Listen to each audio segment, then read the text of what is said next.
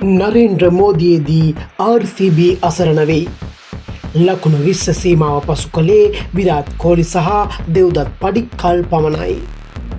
කඩුළු 4ක ජයක් Gujarat ටයිටන්ස්ලට. Cricket ලොව තොරතුරු ඇසීමට ක්‍රිකට් හයිලයිට් අපහා එක්වන්න. 2026 IPL තරගාවලියේ තවත් තීරණාත්මක තරගයක් නරේන්ද්‍ර මෝදි ජාත්‍යන්තර ක්‍රීඩාංගණයේදී පැවැත්වුණා. ඒ රොයල් චැලෙන්ජර්ස් බැංගලෝර සහ ගුජරාට් ටයිටන්ස් කණ්ඩායම් අතරයි. කාසියේ වාසිය දිනා ප්‍රථමයෙන් පන්දු යැවීම තෝරාගත් ගුජරාට් නායකයා රොයල් චැලෙන්ජර්ස් බැංගලෝර පිර පන්දුවාර 19යි පන්දු දෙකකදී ලකුණු 155කට සීමා කරගත්තා. ඒ සියලු කඩුළු ලබාගෙනයි. රොයල් පිලේ තරමක් සාර්ථක වුණු පිතිකරුවන් වුණේ දෙව්දත් පඩික්කල් සහ විරාට් කෝලි පමණයි.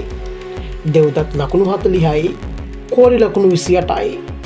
දඟ පන්දුවෙන් රොයල් පිතිකරුවන් මවිත කළේ අර්ෂද් ඛාන් සහ රෂීද් ඛාන්. ලකුණු 22කට කඩුළු 3ක් මිද තබමින් අර්ෂද් ඛාන් විශිෂ්ට පන්දු යැවීමක් සිදු කළා. රෂීද් ඛාන්ට කඩුළු 2යි. පිළිතුරු ඉනිම ආරම්භ කළ ගුජරාට් ටයිටන්ස් ආරම්භයම ප්‍රවේගකාරීව ක්‍රියාත්මක කළා. විනාශකාරී ඉනිමක් ලෙසින් පන්දු 18කට ලකුණු 43ක් උදුරාගත් සුබ්මන් ගිල්ගේ ඉනිම නම් කළ හැකි. සුරකිව ජයග්‍රහණය කරා ගුජරාට් ටයිටන්ස් මෙහෙයුවේ රාහුල් තේවටයයි. පන්දු 17කට ලකුණු 27යි. ජොස් බට්ලර් ලකුණු 39යි. පන්දු යැවීමේදී භුවනේශ්වර් කුමාර් කඩුළු 3ක් බිඳ දැමීමට සමත් වුණා. ඒ අනුව ඉෂාන් මාලිංග අභිබවා මෙවර IPL තරගාවලියේ වැඩිම කඩුල්ල අභියාවීමට 36 හැවිරිදි බෝවී සමත් වුණා.